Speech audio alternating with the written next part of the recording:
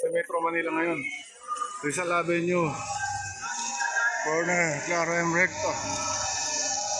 Mga guys, minsan lang ako magiging reporter, pagbigyan nyo na ako. Yun o. Wala pong nakakaraan kung hindi yung matikas na kuliglig na yan. Tingnan mo, rescuer, in-rescue. Ayan mga guys, nakasakay sa kuliglig ang mga rescuer. Ang mga firemen. Nagtulak pa kami ng rescue vehicle doon.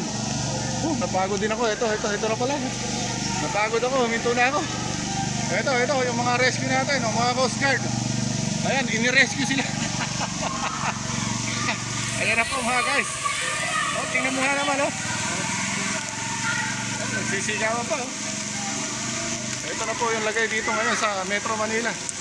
Sa the heart of the Manila, Rizal Avenue, corner Claro M. Recto. Ito po, napakalalim ng baha mga guys.